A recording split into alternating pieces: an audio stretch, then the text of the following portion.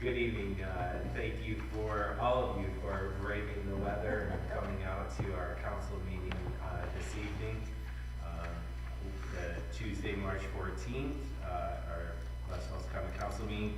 We have a public hearing scheduled for this evening to review the city's 2022 Entitlement Community Development Block Grant Program. Our presenter this evening is our Community Development Director, Pat Dowd. Pat, if you want to come to the microphone and just sort of give us an overview. There is some information that's in your mailbox about the program. So. Right, which is good. I'm glad to hear that. We'll have to put it down when you come up, Jeff. Just to put the notes. Okay, sorry. I'm Pat Dowd, as Jim said. I'm the Community Development Director here for the city. Glens Falls is what's known as a HUD entitlement community. As the principal city and the only city in the Glens Falls metropolitan standard area, Glens Falls is entitled to a community development block grant every year from the U.S. Department of Housing and Urban Development. Glens Falls MSA, of course, is Warren County, all of Warren County and all of Washington County. The goal of the program is to develop viable urban communities by providing decent housing and suitable living environments, by supporting agencies that help low and very low income people, and by expanding economic opportunities, principally for low and moderate income persons. Glens Falls traditionally has received between $480,000 and $520,000 each year, depending on the formula that HUD uses to determine the grant using a variety of data. The city's Entitlement Community Block Grant Program started in 1974, and in the ensuing 49 years has to date invested nearly $22 million into programs and projects in Glens Falls to help low and moderate income people. The program operates under a 5-year plan provided by the city to HUD. We're in the 3rd year of that 5-year plan. As the administrator of the Community Development Block Grant for the city, my job is to ensure that the money we spent fulfills one of 3 HUD's national objectives. The first one is the primary one that the projects we do fall under. Projects that benefit households or parts of the city where at least 51% of the residents have an income at or below 80% of the area median income for the Glens Falls metro area. In 2022, for a family of 4, 80% of the area median income is roughly 58. That's too bad because I didn't write it down. $69,050 is the 80% of the area median income. The second way that we can use the money, the second national objective, is that funds can be used for projects that address conditions which have been defined by the city or the state as contributing to slums and blight. And the third is that those funds can be used to address problems which constitute an immediate threat, either to health or to safety. Those regulations that HUD uses are very, very tight and very, it's got to be a very specific issue, tornado or flood or something like that in order to be able to fund the project through that money. So the basic eligible activities that have been funded in Glens Falls with CDBG resources are housing rehabilitations for homes that are occupied by lower income households. In the last decade, we've expended nearly $2.5 million to update 90 homes. We've got 4 active projects right now at $30,000 per project. We also have a small emergency repair budget that primarily funds emergency HVAC or water repairs, water heater repairs for our elderly residents. Second program is homeownership assistance, which includes down payment and closing costs funding to help low and moderate income families purchase homes in the city. Neighborhood improvements is the third, including replacement and reconstruction of sidewalks, which the block grant paid almost $360,000 to repair sidewalks this year in the city. It also can pay for curbs, street paving, and other needed public facilities like playground equipment, streets, trees, lighting, drainage improvements, and other programs besides paving and sidewalks. We also use the money to support the public services, the nonprofit service agencies in the city. In 2022, the total distribution to the service agencies was about $71,000. Not-for-profits this past year that received CDBG funding include the Ironic Vets House, Crandall Street Reintegration Center, the Glens Falls Senior Citizen Center, the Warren Hamilton Community Action Agency, the Conklin Center, excuse me, the Glens Falls Area Youth Center, Tri-County Literacy, Glens Falls City Recreation Programs, YMCA Summer Camp Scholarships, Family Service Association, the Salvation Army of Glens Falls, and the Waite House. A fifth use for it is for planning, grant administration, and program delivery to support effective and efficient delivery and administration of the programs. Also, in recent years, the block grant has supported economic development activities to help retain low or moderate income residents with jobs. But COVID slowed that need, as did an infusion of grants from the New York State from the DRI. The other project that we've used money for is the acquisition of derelict properties, the most recent of which was Habitat, to support a Habitat for Humanity project, where we purchased one property that was divided into 3 different properties, knocked down the old house, and Habitat built 3 more. Each year, the city reviews its work in a series of documents that's sent to HUD, and it's available to the public for review on the city's website, with an eye out for ensuring we complete all the projects and items that we talked about in our 5-year plan. So in the coming weeks, the mayor and I are expecting to receive a letter from HUD in Washington that notifies us of the block grant award for the new program year, which starts for some reason in August of 2023. We expect to use that letter and the needs that we've noted in the 5-year plan, as well as the conversations we've had with city residents and others, to develop a draft budget to be able to bring to Common Council in May, with the goal of having you review and approve it so we can return it to HUD to get their approval and begin spending the grant as of August 1st, 23. We'll close out this year's activities on July 31st of 23, and we'll ask for reports and documents from the nonprofit service agencies, easy for me to say, that we support on the work that they're doing to help those in the city. Now, I'm happy to take any questions or to step back and let them have their review.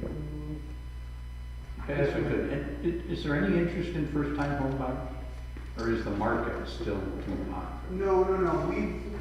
At the moment, we've got 3, I think it's 3 people who have gone completely through the program, 2 of which, one has closed, one is in the process of closing in the next couple of weeks. So we've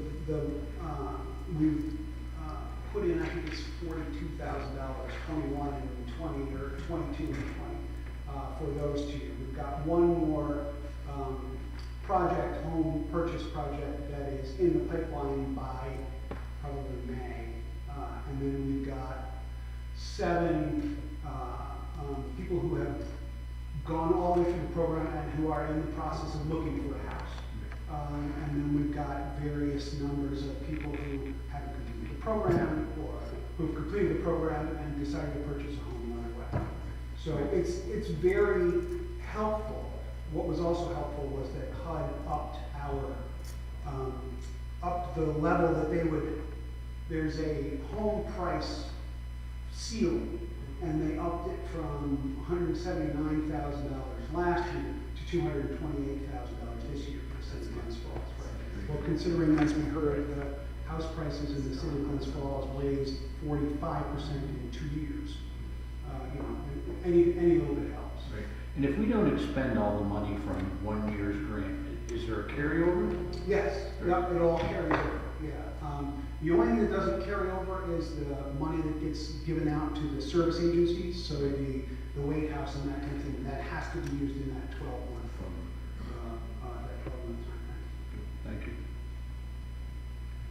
Any other questions for Pat? Yeah, thanks for coming. Thank you. Appreciate it. All right, we'll close our public hearing on the, I believe, 2023. I apologize. No, it's 22. Is it 22? Yeah. Okay, my bad. 2022 Endowment Community Development Block Grant Program, and go into our regularly scheduled council meeting. Our first item of business is the Pledge of Allegiance, which will be led by Councilman Ed Donovan. Pledge allegiance to the flag of the United States of America and to the republic for which it stands, one nation, under God, indivisible, with liberty and justice for all.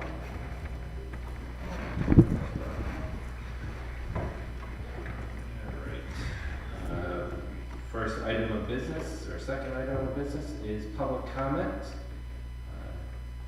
There is no public here, and there is anybody on the YouTube channel. So I will ask Jeff Ladd, our Economic Development Director, to come up and just speak a little bit about items number 14 and 15 on our council resolutions, the letter of commitment or agreement for Northern Power and Light and the NYSERDA, NIPA with our solar panels. This is something we've been talking about the last couple of meetings, and now we're finally got them on the agenda for action. I thought it would be great to have Jeff sort of give us a broad overview so everyone is comfortable with it. So, thank you. Thanks, council members. And thank you, acting mayor. The two items in question are, not only have we been working on these for, in one case, months, but in another case, years. In the case of the landfill solar project, which is the NIPA, New York Power Authority agreement, this is a project that we had probably begun working with as far back as the Special Projects Committee.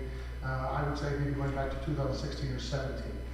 We had gotten close to an agreement, or at least to deciding how we're going to proceed at the end of Mayor Hall's term, but between his, the conclusion of his term and the upcoming resignation at that point of Steve Gersler, I think they both sort of decided to table this until the new administration came in. So what we're actually looking to do is to develop, we're using the Power Authority to help us develop an RFP, request for proposals for 4 different properties.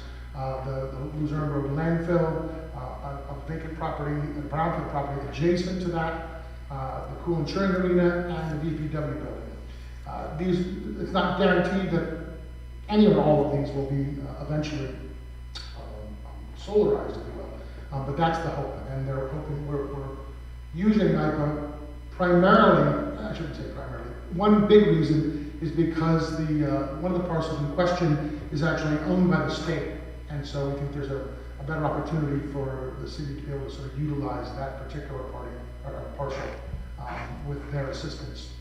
And we spent a decent amount of time working on that. So we're hoping over the course of the next several months to get an RFP developed. One of the issues that they're working with us on is the nature of ownership of these projects. And it may be different for the different parcels. There are all sorts of different possibilities. The city could simply lease the property out to a developer, or properties, if you will. The city could own them and develop them themselves. They could come up with a couple models in between where we would perhaps own the power, but not the facility. We're giving credit for the power. There's a number of different models which they're familiar with, and the Sustainability Committee has talked about over the course of the last quite a few months. So that first document is an authorization to proceed with them. We will have a follow-up. This is a non-binding agreement to help develop the RFP. We'll have a further agreement to develop an actual contract when we sort of pull the trigger, so to speak, at which point we'll be sort of moving forward with proposals. The second document, and I'll take any questions after I get done, but the second document is related in that this is a proposal we have from Northern Power and Light. Northern Power and Light is a small hydro facility operator operating mostly in the North Country, the Adirondacks. They're based out of Saranac Lake or thereabouts. They have, in partnership with Boralex Power, purchased a facility, a small hydro facility in Warrensburg. And they're looking to use this as essentially what we call a community distributed generation project. And if any of you are familiar with community solar, which is where you sort of subscribe to an off-site solar facility, you get credits for that. It's very similar to that, except that this is a little hydro facility that already exists. And so the idea of using some of this local power and getting a discount for the city's energy bill, which is very handy right now because energy costs went up rather extraordinarily in the most recent contract we had. So being able to get a discount on that. One of the benefits of this is that these two projects that we're talking about can't really overlap, and so they have to sort of dovetail, meaning this community distributed generation project would have to sort of conclude once we have, if depending on the model we chose for the solar project we're doing. So we were able to sort of work, and we will continue working with them to make sure we have the flexibility we need so that this, if necessary, can end without any kind of penalties or expiration. But at the same time, we can take advantage of the full discounts until we get to that point. So that's both of these. Again, the Sustainability Committee has been working on these pretty much for the last year or so. I'm not going to say it's not that long. Any questions for? Jeff, are these guys new to the solar business? Have they got any track record? Who, NIPA? Northern? Oh, well, yeah, but Northern Maryland is not doing solar. They're doing, we're doing it, it's like doing the community hydro. solar, except we're using hydro. So instead of having a solar project that you subscribe to, the city will be subscribing to their small hydro facility and getting the credits that way. Yeah. Great.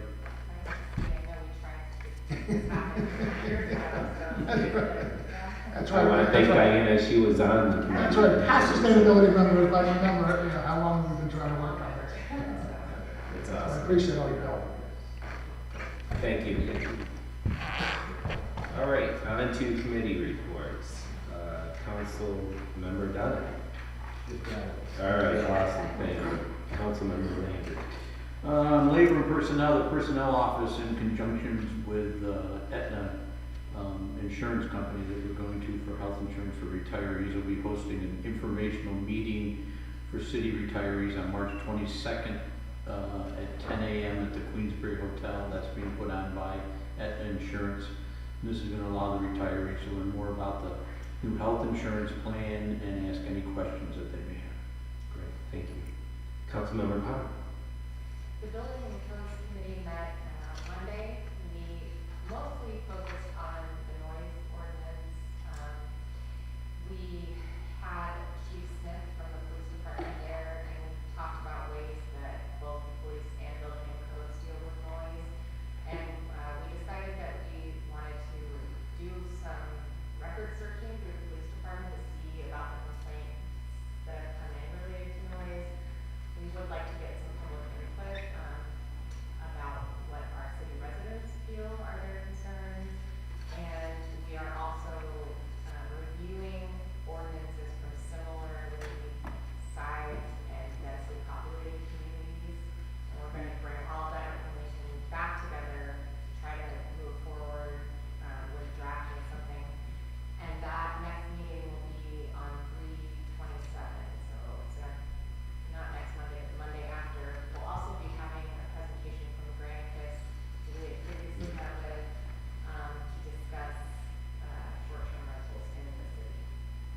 The Recreation Committee didn't meet, but we did get the bid put out for all of the work on our parks. And the bid opening will be on the 23rd, and then we are hoping to have a bid to award at our next council meeting. So that's really exciting. And again, I want to thank Jeremy Steinboll, our city engineer, for all of his work. He's got a lot on his plate, and he spent a lot of time getting this done. Diane, a quick question. On those bids, do we have to accept low bid, or when I read that in the paper, are we using the same setup they had with water and sewer, where just recently we got all the bids in for, say, the electrical work? And we didn't have to take the low bid because bids were also rated by 2 or 3 of us that were sitting on this panel to take a look at it to see who had the best. Yeah. Is it the same, or are we just taking the low bid? No, I think we're always allowed to consider other circumstances. Sometimes the lowest bid is substantially lower, and taking a higher bid is not justified. Right. But I don't, did someone want to add something? You know, I was just gonna point out that that a lot of times, you can do a request for proposal, Yeah, why don't you request for qualification. come to the microphone so they can see who's talking out there? A lot of times, you can do either a request for proposals or you can do a request for qualifications. When we, for that particular thing, it was a request for qualifications where you go through and you get the proposal that includes their rates, but you also base it on, a number of other factors. Right, yeah, what they've done in the past, what their relationship is with, those kind of things, and then it's all scored. So it can be either way. Yeah, Right. that was all. Thank you. So, during the bid opening, we'll see what the numbers come in at, and then if we think we need to further discuss and deliberate low. But usually, there has to be a really compelling reason to take them at a higher Right. thing. But it's good news. Yeah. Good news. Councilmember Lapp. On March 1st, the Smart Community Task Force met. We talked about PACE energy audit. Jeff has something about that. Which would be to look at, well, you want to talk about it? Yeah. Thank you, gentlemen, for both coming. No problem, we want to make sure there was an audience here. So the PACE, what they call C-PACE financing is not new, but been revised several times. It's a mechanism by which businesses and nonprofits, I don't know if they're nonprofits actually, but certainly businesses, small businesses can engage in energy efficient and or energy generating projects and facilities and pay for the cost of that using the savings, which is then, the process is you actually pay for it on your tax bill, right? And you finance it such through a state agency called the CIC, which then finances it such that your energy savings or energy production, if you will, more than offsets the cost of the financing. So typically it's set up over the course of about 7 to 10 years. We're looking at some projects right now. As you can imagine, when construction projects become more and more expensive due to the cost of materials, also of course interest rates going up, businesses are looking to be a little bit more creative. So something like this, which seems a bit daunting at first glance, right, because it's a little bit of a cumbersome bureaucratic process, suddenly may enable projects to happen. And because of the state's interest in these kinds of things in the wake of the CLCPA passed in 2019, the climate law, there's an interest in sort of pursuing this. And we passed this actually as part of the Clean Energy Communities program. I'm looking at Councilwoman Brown because you might remember that too, back a little ways back. But haven't had the opportunity yet. So we're talking to a couple of different projects that are interested in sort of pursuing that.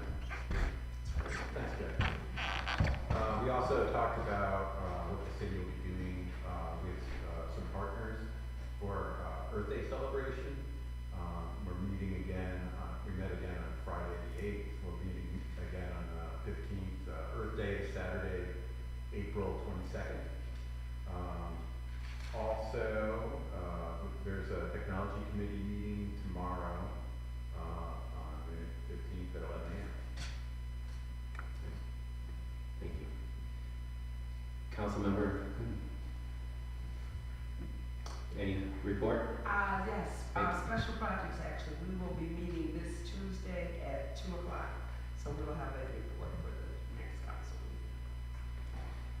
I have a report to the Economic Community Development Committee met to talk about a couple of the DRI, and also to, now that we have the ADA transition plan on our agenda this evening, we started reviewing the Complete Streets program and policy, and we'll be scheduling another meeting, and I'll let everybody know, and I'll get some feedback from you guys on when would be a good time to meet. And so we'll start picking that back up, and hopefully we'll see that on the agenda as well shortly. So I want to thank everyone for your reports, for all the wonderful work you're doing. I can't say this enough, and I know the mayor feels the same way, that we're doing incredible things, and it's because of you guys and all your hard work. So thank you. With that being said, we'll go to our voice votes. Is there anyone that wants to pull anything off the voice vote for discussion? All right, hearing none. Resolution 1, approving the minutes of the February 28, 2023 meeting of the Glens Falls Common Council. Resolution 2, approval of the clerk's monthly and PBB report. Resolution 3, to approve a new application for lot line adjustment from the Building and Codes Department with a favorable recommendation from the City Planning Board. Number 4, resolution to approve the Building and Codes monthly reports for February 1st through March 3rd, 2023. Do I have a motion? So moved. Second? Second. All in favor? Aye. So moved, thank you. On to our roll call vote. Is there any items on the roll call vote that you would like to pull for discussion? All right, hearing none, we'll move on to that. Resolution 5, to request the council to support mayor's appointment of Timothy Larson to the Glens Falls Civic Development Corporation, Greater Glens Falls Local Development Corporation, and the Glens Falls Industrial Development Agency. Resolution 6, to adopt the updated City of Glens Falls ADA transition plan and direct city staff to begin implementation of the plan. Resolution 7, to adopt the City of Glens Falls ADA policy and grievance procedure and designate the Glens Falls City Clerk as the ADA coordinator. Resolution 8, to approve the City of Glens Falls Community Development Manual payment in the amount of $4,780.59. Resolution 9, to award the 2023 mowing of the city-owned landfills and dams per bid CGF 2302 to the Garden Barn LLC for a total amount of $25,000 to mow each dam and landfill 3 times during the year, with a 2-year option to renew, and to authorize the mayor to enter into the contract in a form acceptable to the city attorney. Resolution 10, to approve the mobile food unit license application renewal for Brian Collins doing business as Mr. Dingaling Ice Cream, 19 Justin Street, Latham, New York, 12110, for the 2023 seasonal 6-month mobile food unit license. Operation an ice cream truck in the City of Glens Falls, beginning April 1st, 2023, and ending October 1st, 2023. Resolution 11, to approve the mobile food unit license application renewal of Megan Henderson doing business as Chains Deli, 3325 Fuse Road, Schenectady, 12306, to vend at Crandall Park for the 4th of July celebration that will be held on July 3rd, 2023. Resolution 12, to approve the mobile food unit license application renewal of Stephen Sporting II, doing business as Coco Cherry, 166 South Street, Glens Falls, New York, 12801, for the 2023 seasonal 6-month mobile food unit license to operate a food concession trailer in the City of Glens Falls beginning April 1st, 2023, and ending October 1st, 2023.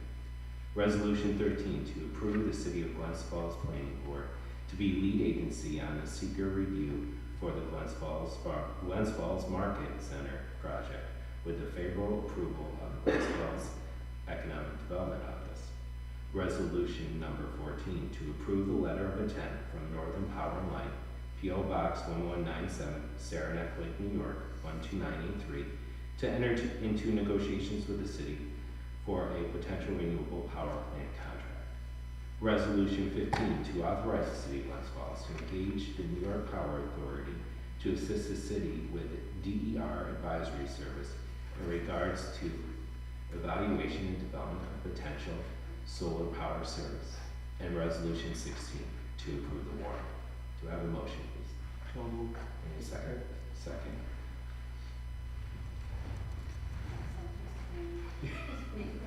Councilman Donovan? Yes. Councilman Lindsay? Yes. Councilman Large? Yes. Councilman Palmer? Councilman Randall? Yes. Councilwoman Good? Yes. Great, thank you. Thank you, everyone. On to business, Councilmember Donovan. Councilmember Landry. A question, and I guess it's old business. Not the building and codes meeting that you had yesterday, but the one that you had before that I did attend. And this is what we give to people who don't shovel their sidewalks. And I found it kind of interesting. I want to say two things. First of all, I know we asked the gentleman from LaBella that day if he could get us some communities, tell us some communities that had some mechanism in place to take care of sidewalks. And I hope that they come through with that. I did get a list. Did you get a list? That's wonderful, because that needs to be worked on this summer, so that, listen, we're too late now to really implement something. We're not necessarily too late now, because we have mechanisms within the code and within the charter. Right, but I think and I don't disagree with you, Ben. I'm just saying that when people just say that we have nothing to implement, we do have something that's already in place. But it takes a while for it to take effect. So in other words, if I get this on my door, I got 5 hours, I've got 24 hours. I'm just saying from the point of view of what's in the law's already there. Right, the law's there, and I It's just understand. the will to actually execute the law. Right, we haven't been able to execute the law, and I don't disagree with that, but what I'm saying to you is, it was interesting what that lady said that day at the meeting, which was, she took a walk after these had been handed out, and some sidewalks had been cleared. So, And also, it had not snowed for about 3 weeks. right, So what she had said was that a lot of them cleared on their own by the sunlight. or by somewhere, but it had been it had some effect on it, and I guess what I'm saying is that I take a look at what we have right now, and it doesn't work. And the reason it doesn't work is we don't have the DPW staff to go out and do that work. And that's why I asked the guy from LaBella if other communities had used private contractors to do that. Because to me, that's the ultimate answer to this thing. It gets it done quick, it gets it done right away, it doesn't wait until the sun comes out, because private contractors would want to be paid. So and I'm glad that you do have a list. I think this is something that we ought to be working on over the summertime, so that if there is a better alternative than what we have right now, that it's implemented before we get into another winter season. Well, Bob, you were at that meeting, so you Right. know that we all agreed to exactly that, right? Right. That we were gonna look at independent contractors as a solution. Right. Tom from DPW was there, and Right. building code staff and committee, so I think everyone agrees. Yeah, absolutely, absolutely. To me, it was just amazing, even if it's just two. These little things worked, and I hope that, the 5-hour clock starts tomorrow at 7 o'clock in the morning, that by noontime, people are gonna start calling and say that they didn't do that. I'm gonna be honest with you, my wife calls, because she's a walker here in the city, and the drives are absolutely crazy. That happens, that whoever puts these out at the end of a snowstorm, puts them out tomorrow or Thursday, because it will affect some of those sidewalks. I don't disagree with you, Ben, when you say a lot of them are just from the sun that's going there. And I can tell you, because I shoveled some snow this afternoon, it isn't easy sometimes on some of these sidewalks to get that done. So my question was, and I appreciate that, Diana, that you do have a list and we are moving forward. Yeah. Yeah, great. Yeah. Yeah. Well, if also too, if you look in your packet this time, one of the things we requested Justin to do was provide a list of people that haven't shoveled their sidewalks, and if they've complied or if they didn't, and what action's being taken. So now that's in our packets, and that's going to be provided with us monthly, and hopefully, people will see there's some fails here, so but there's some pass as well. So so I appreciate your comments, Councilmember Landry, and yours, Councilmember Palmer, and Lavin. So thank you. Bob, anything else? Nope, okay. Old business? Councilmember Lavin, old business. I walked over here to the meeting tonight, and I was late because sidewalks aren't really clear. It's not the time, but I don't share the thought that these hangars are enough. Oh, no, they're not much. Well, I couldn't. Well, that's what I was hearing, so. No, no, I was no. just What, saying that. I'm gonna be honest with you, Ben, and I made a couple of phone calls after that, building and codes meeting, to two mayors of other towns, not around here, but here in New York State. One of them had a big enough DPW that they got it and did that, and then billed people's, taxes for that work. But if we don't have that capability to do that from a manpower standpoint, I would hope that we would get a private contractor and they get out there right away. That's exactly what we were talking about. Exactly. So I don't know why you kind of bring these up. So- Well, all I'm asking is I was the one who requested the guy from Labella to provide a list, and I was just asking Diana if that list had been, if they came forward with I that. think the good news is that we're all on the same page. Everybody's on the same page. We all want that to go forward, so. Yeah, absolutely. Yeah, Yeah. we will continue talking about it in the Yeah, meetings. good. Yeah. Yep, thank you. Council member, good, any old business? No. That's great. I do have some old business. We obviously canceled our city fiscal meeting tonight before this one. So I'll be getting with Chip and the mayor when he gets back in town to put out some dates to see what works for everyone. So you should have in your mailboxes a packet that Chip had provided some information to you. So if you want to take a look at that, that would be great. And then we'll nail down the date for our next meeting this month. So that's that. New business, Councilmember Dunn. Well, we have a new restaurant going in, and Wallace, the former pharmacy of Ralph and Mary Pizzulo. I was growing up, but a nice couple. They're doing renovations now. I have no idea exactly when they're gonna open up. But, I thought it was the fall. yeah, I read an article, I think it was the fall. well, so they should do wonders because she makes the pasta. Yeah. Handmade pasta. I don't know if anyone's had it at the food truck corral, but it's good. It's good stuff. So, Councilmember Leonard. Just from a few restaurant people that I talked to, they said that the restaurant week that they just renewed in the city was well received. I hope we do it again. Those are good things to have. I noticed in information I got in my mailbox that the January 2023 sales tax report from the county showed an increase of 15%. It's great for the county. It's also great for the city. It's nice to see that sales tax revenue is up. This week we're on the map. We're the mecca for high school basketball. It starts this weekend. It'll be a wonderful time. Sometimes it's a good thing that there's not a lot of local teams because it attracts a lot of out-of-town people to Glens Falls who discover us. And that's the case this weekend. I think there's only a couple of local teams. So I hope that's successful, and everybody should try to support it. Get out and see some good basketball if you want. And if you keep telling yourself spring's only 6 days away, it's a little hard to digest out there this evening. But my regular rant, get out and shovel your sidewalks. If you got a neighborhood fire hydrant, shovel it out. That doesn't mean make sure you can see the top, shovel all the way around it. A few extra minutes won't hurt you. And again, like I say, if you got people in your neighborhood, they're away and you got a snow blower, or you're able enough to shovel somebody's sidewalk for them. That's all. Great, thank you. Councilmember Connor, any business?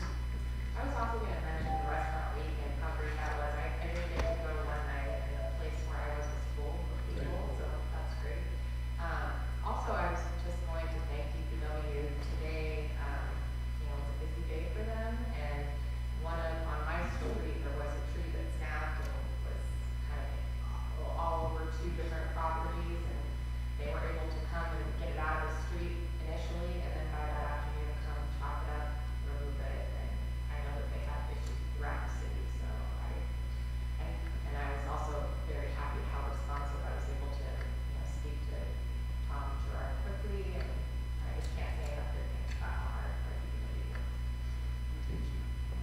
Councilmember Mackey. I just wanted to, I met with a constituent this past, prior week, the end of the prior week, about different things for parking, and it'll be stuff that I bring to the special committee meeting. But one of the things that I think is really important that we do, this is something Diana is doing on building and codes, is reaching out to the public about things before we get to like bring it into committee or something like that, or bring it up to vote in a resolution. I think with parking, we're going to need to do a lot of outreach, and I think that with the sidewalks, that we're going to need to do outreach beforehand too. Diane's working on a survey so that we can prioritize these things, and I thought that was really great that she was doing that. And I just wanted to highlight that. Anything else? Actually, that was on the noise ordinance. But it's Same. same. Councilmember Good, any new business? See, you gotta start with me. I was just gonna, just compliment to the DPW, the great job they did today, and always. And, I'm really excited about basketball this weekend, and everybody come on and support it. It's a lot of fun. I want to echo your kudos, attitude of gratitude, hip hip hooray. I want to thank the City Hall staff that came in today. We were one of the very few municipalities open for business, and people should have some pride in that. There are, you get people complaining and you get people saying thank you. So we were up and running, and I was here today, and I want to thank the staff for coming in, and those who are at home that are able to work from their home. I appreciate that. I appreciate their efforts for braving the weather and being here today. I also want to thank our police, our fire. They were out quite a bit today too. I was driving around on the roads, and one of the police officers was pulling a cable across one of the that was lying over one of the streets, and fire department was out when trees were down. I was over at the DPW garage, and Tom was showing me the list of all the trees and wires down, and he had crews all over the place, and it was and like Councilmember Palmer said, he got a phone call right there and sent somebody right over to take care of the situation. Some people were thrilled, some messages I heard, some people weren't. So, it's the nature of the beast, but these folks were out, and I want to thank them and for all their efforts, and I want to thank you for coming out this evening and having our meeting. So I appreciate that. And with that, look for a motion to adjourn. So moved. Second. All in favor? Aye. Adjourned.